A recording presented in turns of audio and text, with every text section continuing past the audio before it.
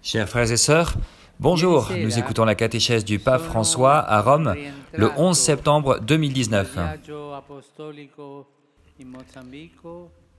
Hier, je suis rentré du voyage apostolique au Mozambique, à Madagascar et à l'île Maurice, et je rends grâce à Dieu de m'avoir permis d'accomplir ce voyage comme un pèlerin d'espérance.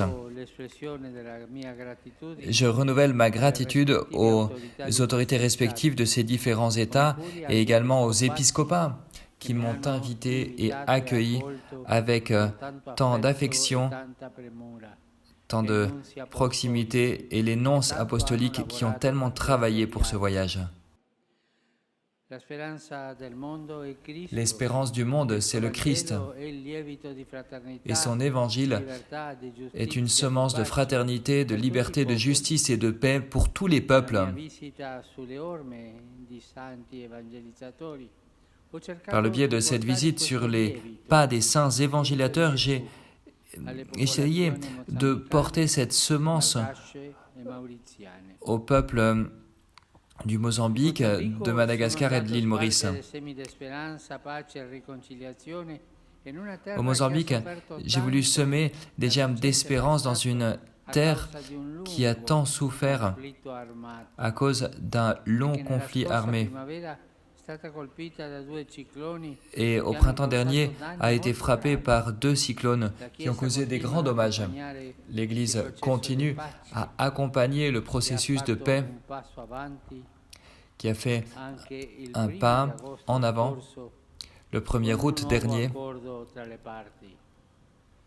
par le biais de ce nouvel accord entre les parties. Je voudrais m'arrêter ici pour remercier la communauté Sant'Egidio qui a tant travaillé dans ce processus de paix. J'ai encouragé dans un sens d'unité les autorités du pays, les exhortant à travailler ensemble pour le bien commun. J'ai encouragé les jeunes qui se sont rassemblés de leurs différentes appartenances religieuses pour construire leur pays en dépassant la résignation et l'anxiété, en répandant l'amitié sociale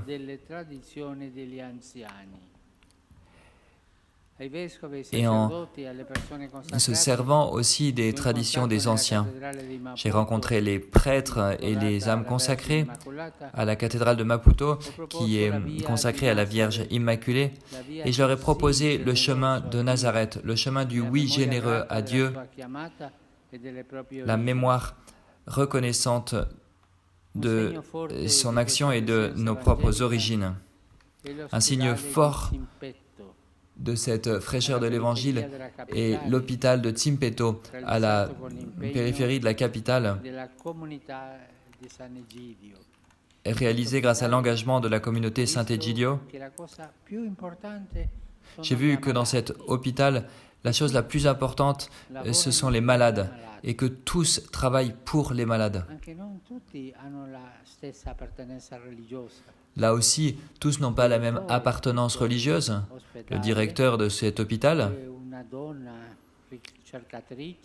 c'est une femme qui cherche, une femme très bonne, une chercheuse dans le domaine du sida. Elle est musulmane, mais c'est la directrice de cet hôpital. Et cet hôpital, il est fait par la communauté Sant'Egidio. Et tous travaillent pour le même peuple, unis comme frères. Ma visite au Mozambique a trouvé son sommet dans la messe célébrée au stade sous la pluie, mais tous étaient heureux. Les cantiques, les danses religieuses, beaucoup de bonheur. Et la pluie finalement n'était pas un problème. Là a résonné l'appel du Seigneur Jésus: aimez vos ennemis. La semence de la vraie révolution, celle de l'amour, qui éteint la violence et qui engendre la fraternité. À Maputo, De Maputo, je suis parti à Antananarivo, la capitale de Madagascar, un pays riche de beauté et de ressources naturelles, mais marqué par beaucoup de pauvreté. J'ai souhaité que, animé par son esprit traditionnel de solidarité, le peuple malgache puisse dépasser les adversités et construire un futur de développement en conjuguant le respect de l'environnement et la justice sociale. En signe prophétique dans cette direction, j'ai visité la ville de l'amitié à Kamasoa, fondée par un missionnaire lazariste, le père Pedro Peca, où on essaye d'unir le travail, la dignité, le soin des plus pauvres, l'instruction des enfants. Tout cela animé par l'Évangile. À Rikamasoa, près de la grotte de granit, j'ai élevé ma prière pour les travailleurs. Ensuite, j'ai eu une rencontre avec les sœurs contemplatives de différentes congrégations au monastère des Carmélites. En effet, sans la foi et sans la prière, on ne peut pas construire une cité digne de l'homme. Avec les évêques du pays, nous avons renouvelé l'engagement d'être des artisans de paix et d'espérance en prenant soin du peuple de Dieu, en particulier des pauvres et de nos prêtres. Nous avons vénéré ensemble la bienheureuse Victoire, première malgache élevée à la dignité des autels, avec ensuite une veillée avec beaucoup de jeunes. J'ai vécu une veillée riche de témoignages, de chants et de danses. À Antananarivo, on a célébré l'Eucharistie dominicale. De grandes foules se sont rassemblées autour du Seigneur Jésus. Et finalement, à l'Institut Saint-Michel, j'ai rencontré les prêtres, les consacrés hommes, les consacrés femmes et les séminaristes de Madagascar. Une rencontre marquée par la louange du Seigneur. La journée de lundi a été dédiée à la visite de la République de l'île Maurice, qui est un lieu très touristique, mais que j'ai choisi comme un lieu d'intégration entre différentes ethnies et cultures. En effet, au cours des derniers siècles, sont arrivées différentes populations dans cet archipel, et après l'indépendance, il y a eu un grand développement économique et social. À cet endroit, il y a un fort dialogue interreligieux et aussi une amitié entre les chefs des différentes confessions religieuses. Une chose qui pourrait nous paraître à nous bizarre, mais pour eux, cette amitié est naturelle. Quand je suis rentré à l'évêché, j'ai trouvé un magnifique bouquet de fleurs qui avait été envoyé par le grand imam en signe de fraternité. La Sainte Messe à l'île Maurice a été célébrée auprès du sanctuaire de Marie, Reine de la Paix, le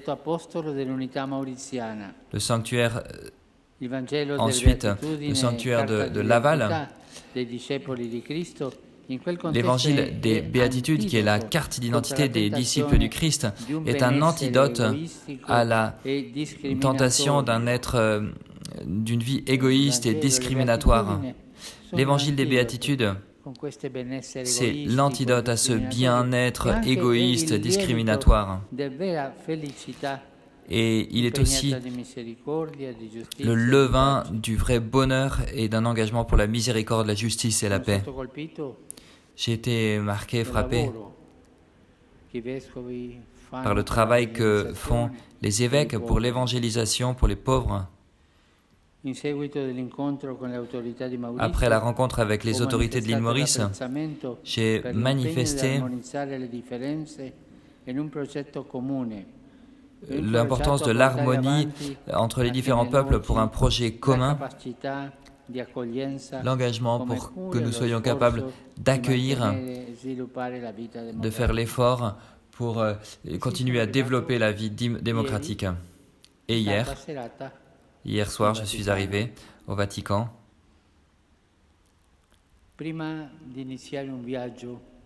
Avant de commencer un voyage et en rentrant,